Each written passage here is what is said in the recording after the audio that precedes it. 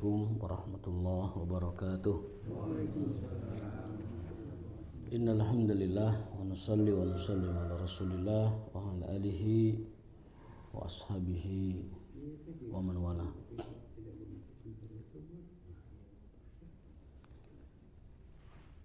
Allahumma subhanaka la ilma lana illa ma 'allamtana wa 'allimna ma yanfa'una wa zidna ilman.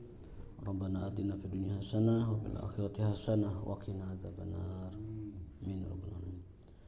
Kita lanjutkan kajian hadis kita. Ya, ini berkenaan dengan terakhir itu uqubatul waghi, ya. Bahwa ada dua hukuman, ada dua dosa, ya, yang hukumannya itu disegerakan di dunia dan di akhirat nanti dihukum lagi gitu atau dilipat gandakan. Dua dosa tersebut, yang pertama adalah al-baghyu, perbuatan zalim.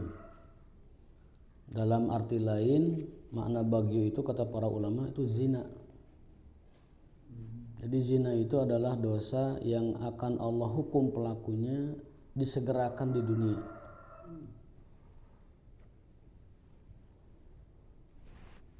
Dengan berbagai macam hukuman yang ditimpakan kepada pelaku zina itu.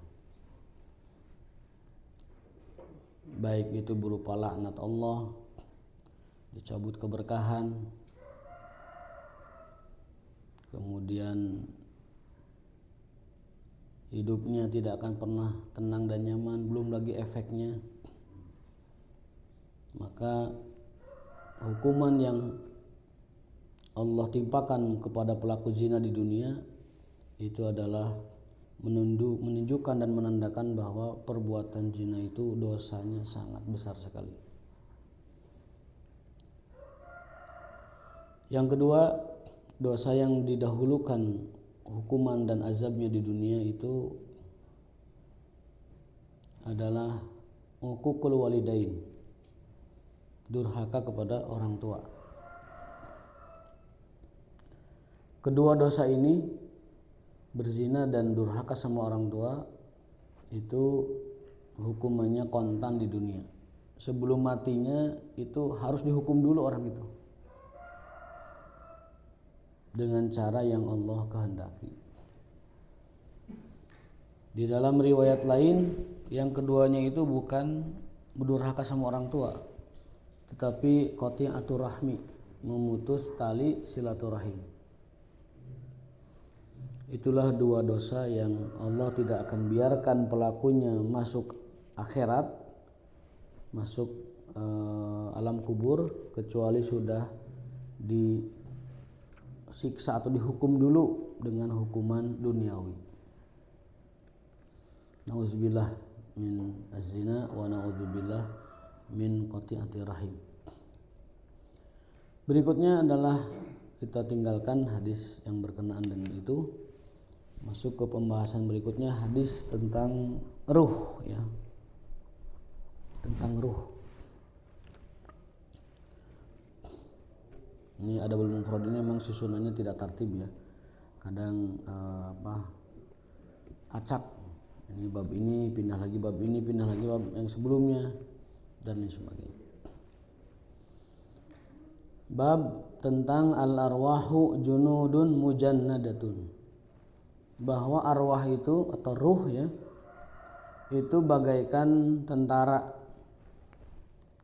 Al-arwah, ya, ruh. Junudun adalah tentara, mujannadah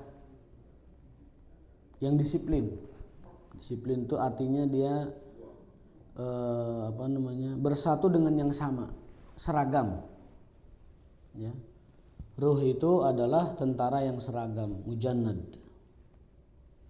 Dalam hadis beliau dari Aisyah, an Aisyah radhiyallahu anha qalat sami'tu an-nabiy sallallahu alaihi wasallam yaqul al-arwahu junudun mujannadatun fama ta'arafa minha ikhtalafa wa ma tanaqara minha ikhtalafa. bahwa arwah itu adalah tentara yang berbaris-baris. Fama ta'arafa minha talafa. Jika dia menemukan ada yang memiliki kesamaan, maka dia akan ngumpul di situ. Wa ma tanaqara minha ikhtalafa, dan apabila dia tidak menemukan kesamaan, maka dia pun akan menjauh satu sama lain. Jadi di luar badan kita ini ada ruh. Di dalam badan kita ada ruh yang sewaktu-waktu ruh itu keluar. Dan dia akan mencari kawanannya. Jika dia menemukan kesamaan, kesesuaian, kecocokan, maka dia akan bergabung dengan ruh itu. Dan apabila dia tidak menemukan kecocokan, maka dia akan menjauh dari ruh itu. Dan ketika manusia tidur, itu ruh saling bertemu dengan yang lainnya. Dia bisa bertemu dengan ruh keluarga kita yang sudah tiada. Dia bertemu dengan ruh yang dia anggap itu adalah sesuai dengan jati diri dia. Dan ruh ini selalu berkumpul dengan kawan-kawannya. Jadi yang angkatan darat, yang ngumpulnya di angkatan darat. Yang angkatan laut, dia di angkatan laut. Ibaratnya begitu kalau tentara. Makanya kata Nabi, ruh itu tentara yang seragam, mujannadah. Maka kenapa di situ akhirnya tukang ngusep ngumpulnya dengan tukang ngusep, tukang awadul ngumpulnya dengan tukang awadul, sarua. Para pebisnis ngumpulnya dengan pebisnis. Dan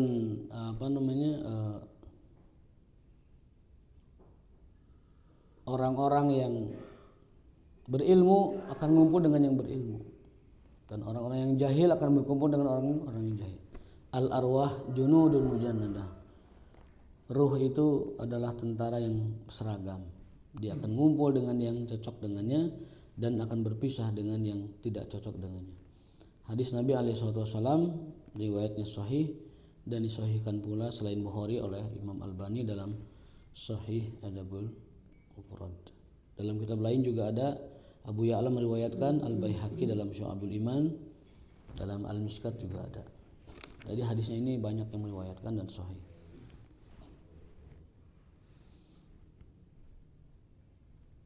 Jadi kalau kita tidur, arwah kita bertemu, Pak, main mereka itu. Para main. Nah, kalau arwah yang ngumpulnya arwah orang-orang baik, ya mainnya juga baik. Kalau arwahnya orang buruk, ya dia mainnya juga buruk. Maka mudah-mudahan arwah kita yang bertemu waktu kita tidur tadi ya baik-baik semua arwahnya. Amin ya rabbal alamin. Berikutnya adalah tema tentang qaulu rajul inda ta'ajjub subhanallah. Bab tentang kalau orang itu menemukan sesuatu yang dikaguminya atau takjub, maka dianjurkan untuk membaca subhanallah. Apapun yang kita lihat ada ketakjuban, itu kita membaca subhanallah. Dan jika takjubnya itu kepada kepemilikan orang lain atau keindahan orang lain dan lain sebagainya, kita boleh menambahnya subhanallah dan barakallah. Ya, subhanallah dan barakallah. Ya, kata Nabi SAW, jika kalian melihat ada karunia Allah berikan kepada saudara di antara kalian dan kalian mentabriknya, tabrik itu mengucapkan barakallah, maka hasad dan juga potensi ain itu akan hilang. Kata Nabi, barang siapa yang melihat nikmat yang ada pada temannya, dia mengatakan barakallah, maka hasad akan hilang darinya dan juga ain, potensi ain akan terhindar darinya. Maka apabila kita melihat kekaguman umum, kita ucapkan subhanallah. Tapi kalau kita lihat kekaguman khusus pada orang lain atau kepemilikannya, kita boleh menambahnya selain subhanallah itu barakallah. Tabarakallah boleh, barakallah juga boleh. Karena hadisnya itu wa baraka fihi, dan mentabriknya, mengucapkan berkahnya. Mengucapkan berkah itu ada dua redaksi, bisa tabarakallah, bisa barakallah. Jadi tidak masalah. Kalau kekagumannya umum seperti melihat langit, melihat laut, melihat matahari, itu cukup dengan subhanallah. Tapi kalau melihat kepemilikan orang atau yang dimilikinya, maka kita menambahkan kagumnya subhanallah dan mentabriknya, mengucapkan barakallah atau tabarakallah.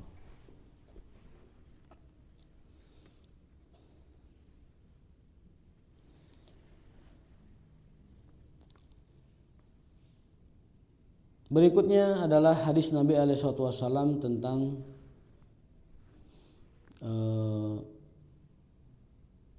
bolehkah kita ini pasrah tidak melakukan apa-apa. Ini memang hadisnya oleh Imam Bukhari disusun seperti itu ya. An Abi Abdurrahman As-Sulami an Ali ibn Abi Thalib radhiyallahu anhu qala kana Nabi sallallahu alaihi wasallam fi janazatin fa akhadha syai'an faja'ala yankusu bihi fil ardi. Adalah Nabi sallallahu alaihi wasallam pernah berada atau melihat seorang jenazah atau suatu jenazah.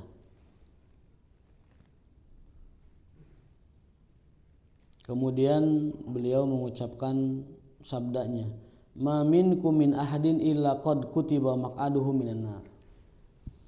Nabi bersabda, tidak ada manusia kecuali sudah dituliskan tempatnya di neraka atau tempatnya di surga.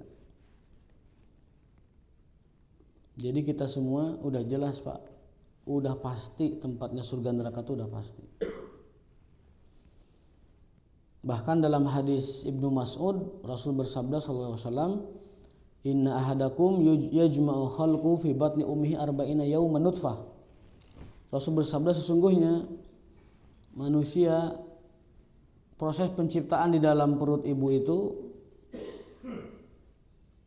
40 hari sebagai nutfah, 40 hari sebagai alaqah, 40 hari sebagai mudghah.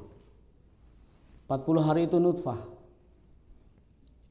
zigot ya, embrio. Lalu 40 hari yang kedua itu sebagai gumpalan darah. Lalu 40 hari berikutnya itu gumpalan daging. Kemudian setelah sempurna 120 hari, Allah mengutus malaikat untuk meniupkan ruh padanya. Jadi ruh itu ditiup, bukan ditanam. Ruh itu bukan langsung muncul di sini, tapi ditiupkan. Ruh itu ditiupkan. Sembari malaikat menuliskan 4 takdir kita. Wa yu'mar bi arba'i kalimat. Ya. Summa yursalu ilaihi malakun fayanfuhu fihi ruh wa yu'mar bi arba'i kalimat. Yang pertama bikat bi rizkihi, dituliskan itu rizkinya. Wa ajalihi, dituliskan ajalnya. Wa amalihi, amal perbuatannya. Wasyakyun am sa'id, bahagia dan sengsaranya. Jadi 4 hal ini sudah ditulis di rahim ibu kita. Ajal, amal, rizki, bahagia atau sengsara. Loh kok dituliskannya di rahim bukannya di lauhil mahfuz? Nah, jadi ada tahapan Pak. Jadi takdir itu pertama di lauhil mahfuz, kemudian turun ke takdir sepanjang hidup, takdir kehidupan.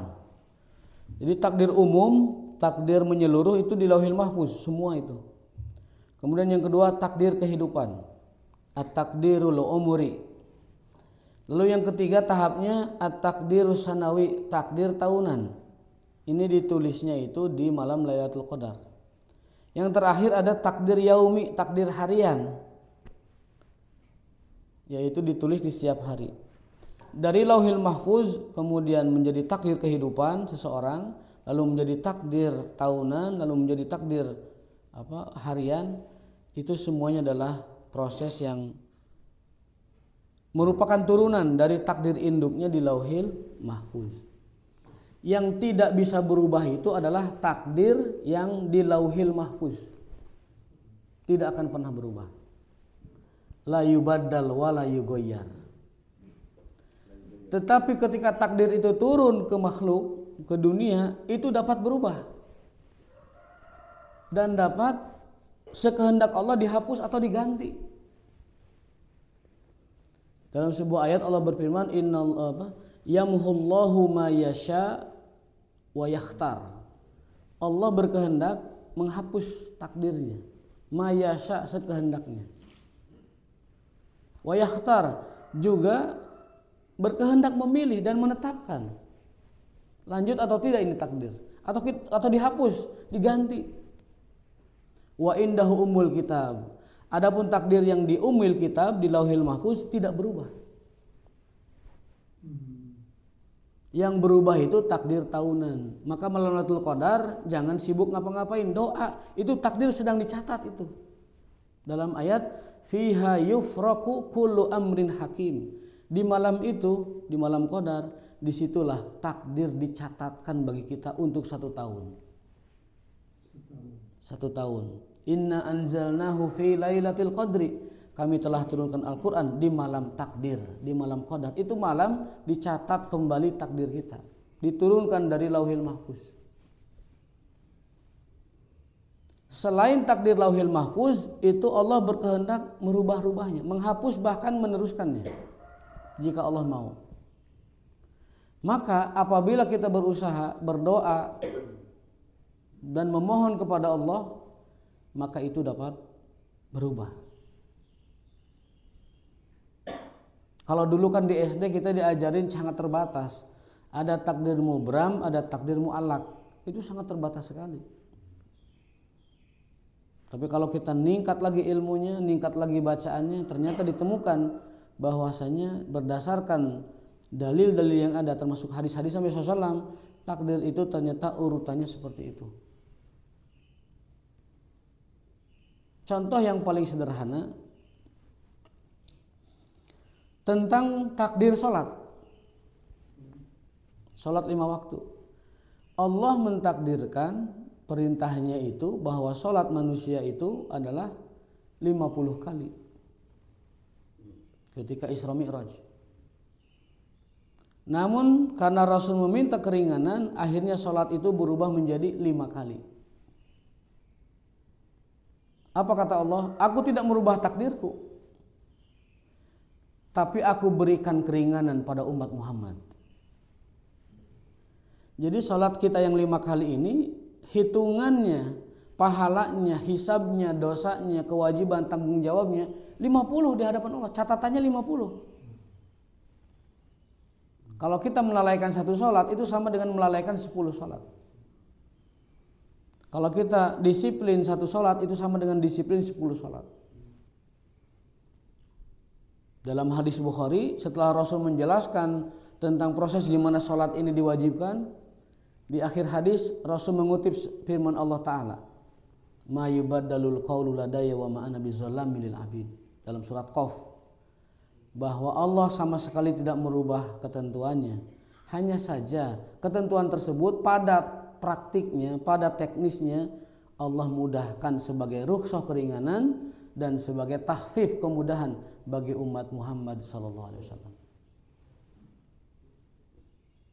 Jadi ibarat, kalau saya boleh analogi, saya punya karyawan ada 10. Ada 1 orang karyawan ini yang istimewa gitu, memberikan masukan yang bagus, memberikan kemajuan yang signifikan, memajukan perusahaan yang sangat bagus. Akhirnya saya mengapresiasi dia. Udah, Kang, kamu cukup sebulan masuk 4 kali aja. Tapi gaji tuh 1 bulan. Tapi cukup masuk 4, jadi seminggu sekali aja masuknya. Nah seperti itu.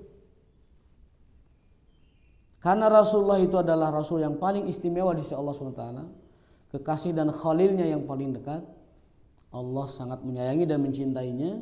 Diberikanlah keringanan kepada beliau dan umatnya, tetap 50 kali, tapi cukup kamu melaksanakannya 5 kali. Pahalanya 50, tapi cukup 5 kali aja mengerjakannya. Tahfifan wa rahmatan li ummati Rasulillah SAW. Nah itu seperti, jadi takdir itu catatannya ada catatan induk itu tidak pernah berubah, tapi catatan turunan dapat berubah. Kata para ulama, kalau seseorang ditakdirkan tahun itu meninggal dunia, tapi dia berdoa untuk ditangguhkan dan melakukan amal-amal yang dapat menangguhkan kematian, contohnya silaturahmi, maka itu jadwal kematian bisa diundur oleh Allah Ta'ala, bisa digeser. Kata Nabi SAW, barang siapa yang ingin usianya dipanjangkan, man arada an yunsa'alahu umruhu wa yuwassa'lahu rizquhu. Orang yang ingin umurnya diperpanjang atau rezekinya diperbanyak, falyasil rahimahu, maka kuatkan silaturahim. Silaturahim ini maksud adalah silaturahim keluarga, bukan silaturahim alumni SMP yang 20 tahun yang lalu. Itu mah CLBK. Bisa kumpul lagi, akhirnya berhubungan lagi, nyambung lagi, itu rasa bahaya. Yang saya maksud silaturahim adalah silaturahim orang-orang yang memiliki ikatan rahim yang sama dengan ibu kita. Itu silaturahim yang wajib dalam agama dan dosa memutuskannya. Dan keberkahan silaturahim kalau kita jaga, meskipun kita ahli dosa, Allah limpahkan rezekinya. Ada sebuah hadis yang cukup menggelitik. Kata Nabi SAW, keluarga yang menjaga silaturahim akan Allah limpahkan kekayaan. Wa injaru wa fasaku, meskipun mereka fajir dan fasik. Keluarga yang fasik, ahli dosa.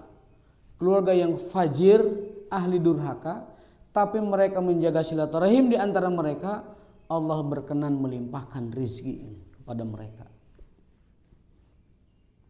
Maka keluarga-keluarga yang bahkan jauh dari agama sekalipun, bahkan tidak melakukan perintah-perintah agama, bahkan melanggar dosa-dosa agama, tapi karena mereka menjaga silaturahim antara sesama mereka keluarga, Allah berkenan melimpahkan rezekinya di dunia. Di akhirat lain urusan, lain hitungan. Di dunia dilimpahkan rezekinya. Karena hadisnya itu sangat jelas, sangat jelas. Wa in jaru wa fasaku. Maka kalau kita lihat ada keluarga, sepertinya keluarga itu jauh dari agama, sepertinya keluarga itu banyak melanggar hukum Allah, tapi kok melimpah rezekinya. Ah, ini Allah berikan hadiah dari silaturahimnya itu. Wa injaru wa fasaku. Meskipun mereka fasik, meskipun mereka fajir. Tidak ada kata untuk dosa selain fasik dan fajir, karena lewat dari itu kafir kan. Tapi ini kan tidak kafir, hanya berdosa saja. Nah, maka di sini disebutkan bahwasanya Rasulullah SAW bersabda bahwa setiap orang itu sudah jelas tempatnya di neraka, di surga. Bahkan ketika kita dijanin dituliskan 4 amal itu. Lalu ada yang bertanya, kalau demikian ceritanya, apa gunanya kita berusaha dan berdoa? Apa gunanya kita beramal? Kalau sudah jelas kursi kita, maq'ad kita sudah jelas di neraka, kuota kita sudah jelas di surga, ngapain beribadah? Ngapain beramal? Ngapain ngaji? Mending pulang aja Pak sekarang Pak. Mending pulang sekarang. Ngapain sholat? Udah jelas kok surga nerakanya. Pulang aja. Kayak ngopi heula tapi belum pulang. Bismillahirrahmanirrahim. Nah, alasannya itu karena kita tidak diberitahu apa takdir kita.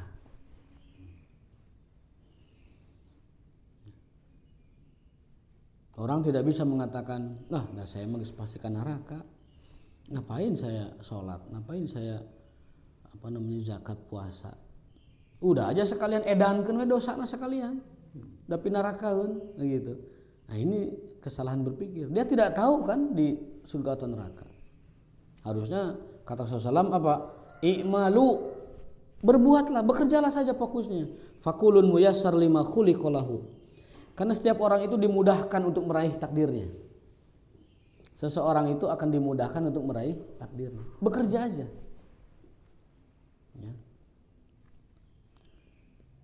Ada lagi yang bertanya, kalau begitu Allah pelin-pelan dong.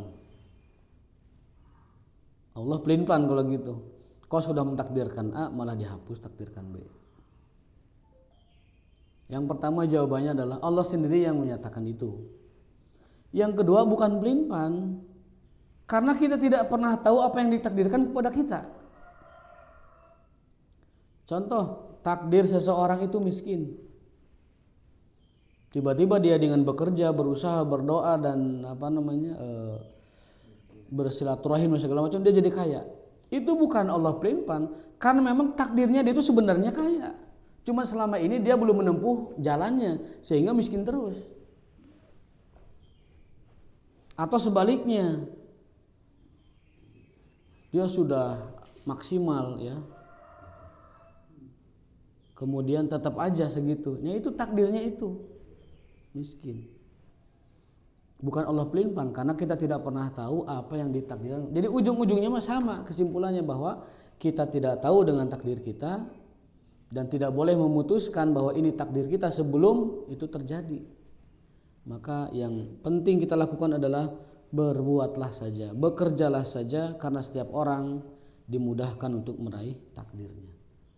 Jadi Allah tidak pelin-pelan, karena kita tidak pernah tahu apa takdir kita.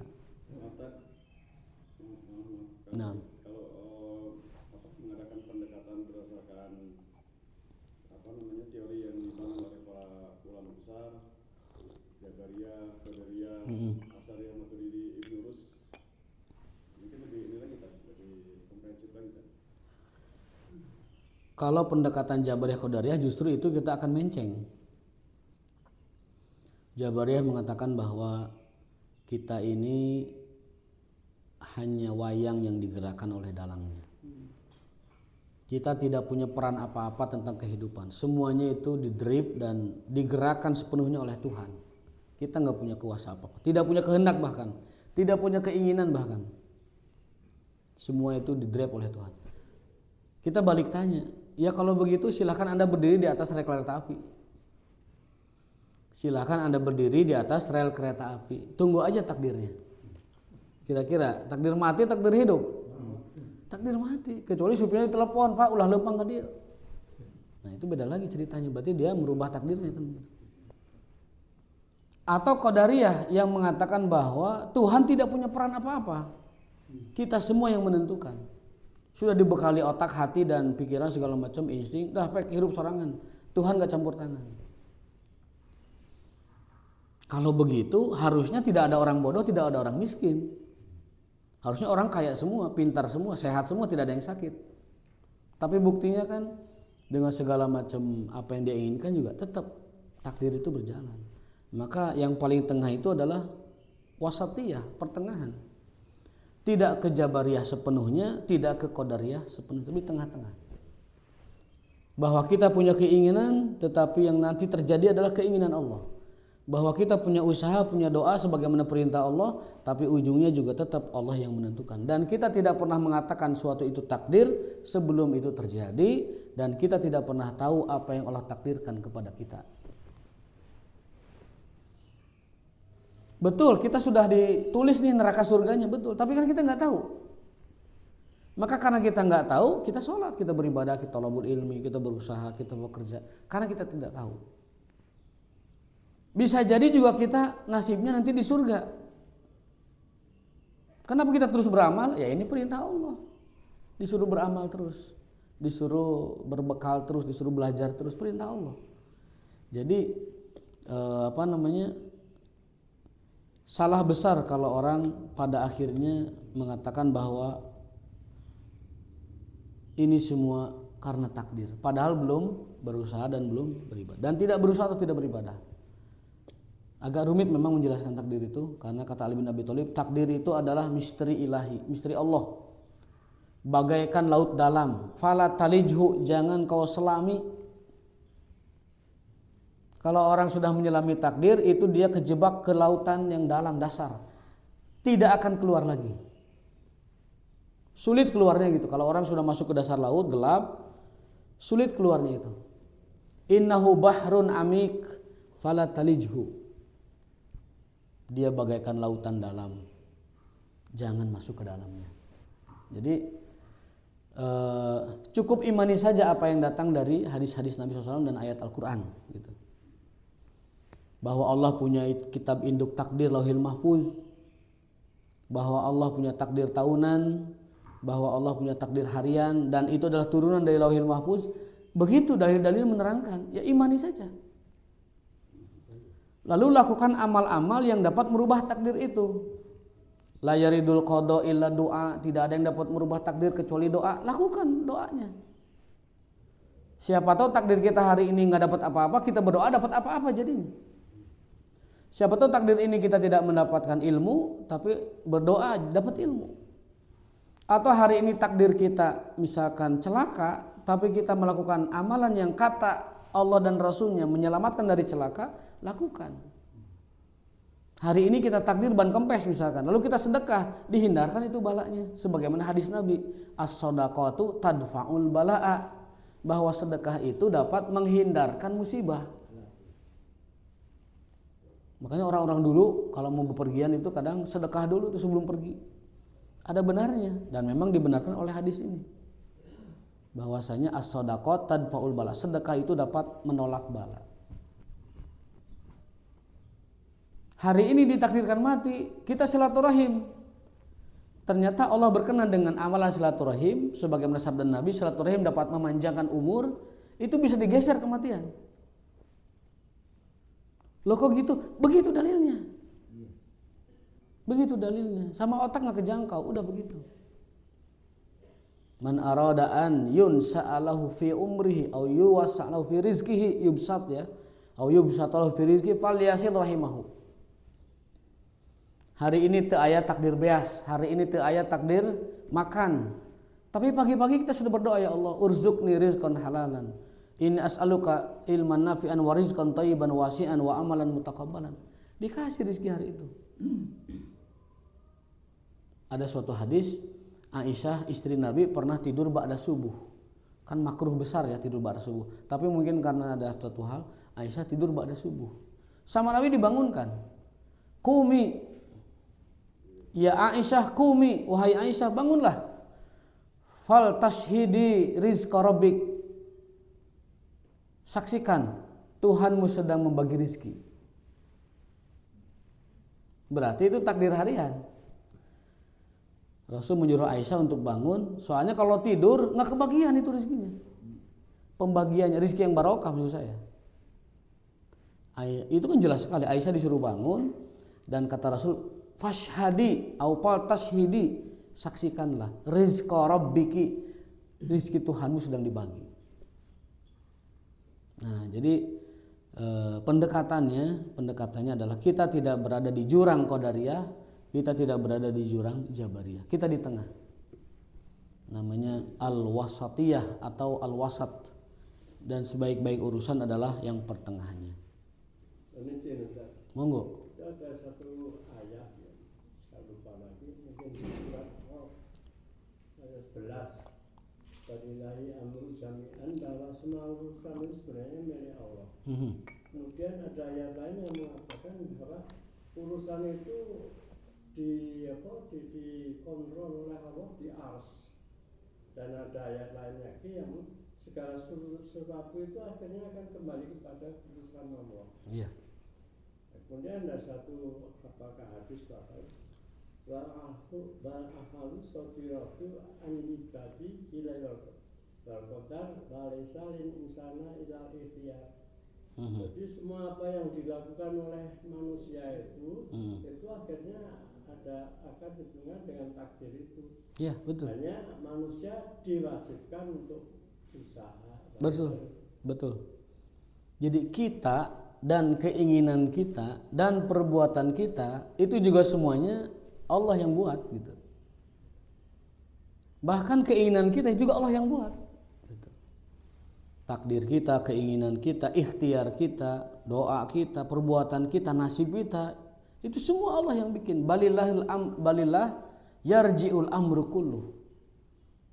Ilallah yarji'ul amru kulluh. Semua urusan itu milik Allah dan kembali kepada Allah. Jadi semua yang ada pada kita, bahkan pikiran kita itu takdir kita itu. pikiran kita itu takdir kita. Kita memikirkan sukses itu bagian dari takdir sukses. Kita memikirkan gagal itu bagian dari takdir kita. Maka betul tadi, kewajiban kita itu adalah apa? Melakukan ikhtiarnya. Kontrol pikiran kita supaya pikiran kita ini positif. Dalam bahasa orang sekarang, supaya berpikiran maju, sukses. Nanti itu akan membentuk takdir kita. Karena pikiran dan jalan pikiran serta pelaksanaan dari ide pikiran kita itu semua juga sudah ditakdirkan. Gitu. Pikiran kita sendiri sudah ditakdirkan. Kita mau mikir apa sudah ditakdirkan. Makanya satu-satunya yang bisa kita lakukan adalah berusaha, ikhtiar sekuat tenaga kita dan lalu pasrahkan dengan doa kepada Allah. Itu merupakan perintah Allah. Perintah itu, ikhtiar itu ibadah, perintah. Adapun nasib dan rezekinya itu adalah kullun muyassar lima khuliqalahu. Telah Allah mudahkan untuk menuju takdirnya.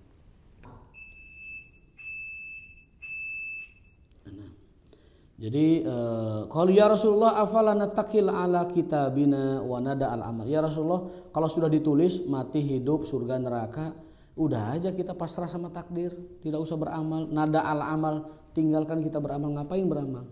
Qala, apa kata Rasulullah? I'malu. Kalian tuh cuma diperintahkan untuk berbuat. Udah berbuat saja, kerjakan saja. Kerjakan perintah, tinggalkan larangan, kerjakan yang baik. Lalu tinggalkan yang buruk, itu aja lakukan. Fakulun muyassar lima khuliqalahu. Setiap orang dimudahkan untuk meraih takdirnya. Qala amma man kana min ahli sa'adah fayusayyir li amali sa'adah. Orang yang ditakdirkan sukses, bahagia, akan digiring, akan dimudahkan, akan diberikan intuisi, ilham, petunjuk, ide dan gagasan supaya dia itu termotivasi untuk sukses. Kalau dia ditakdirkan sukses. Wa amma man kana min ahli syaqawa. Adapun orang yang ditakdirkan gagal atau sengsara, fayusayyir li amali syaqawa. Maka arah menuju kegagalan itu sudah dipersiapkan juga.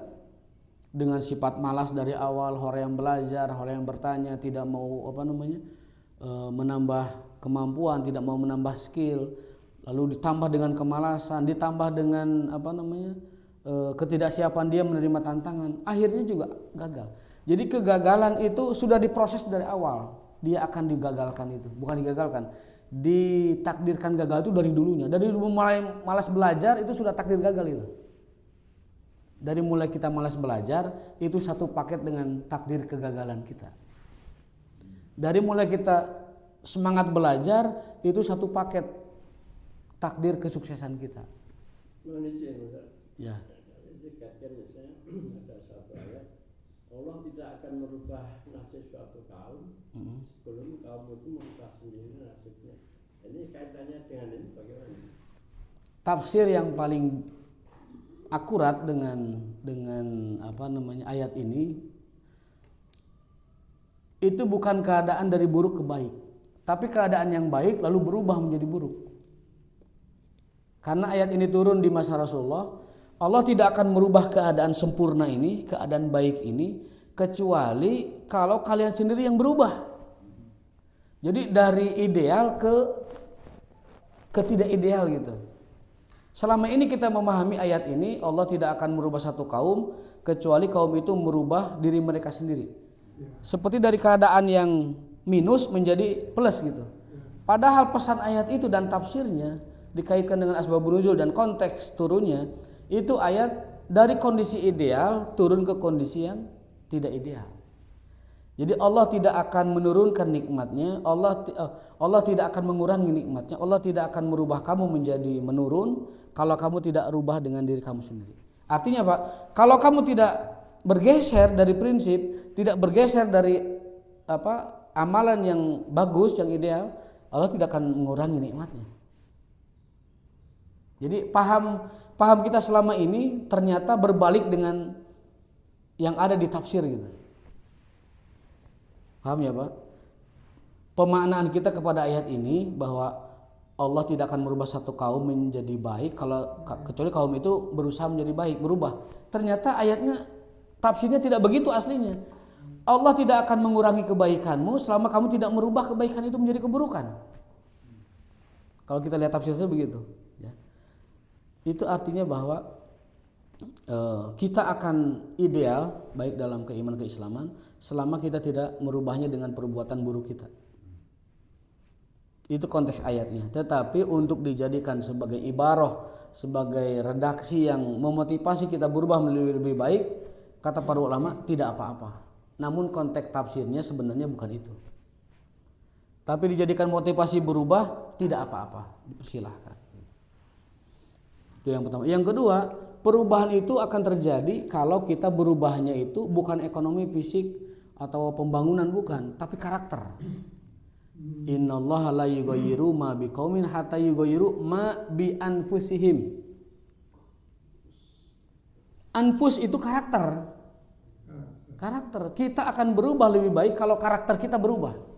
Karakternya dari korup menjadi amanah, dari zalim menjadi adil, dari bodoh menjadi berilmu. Itu yang akan merubah kita, karakter.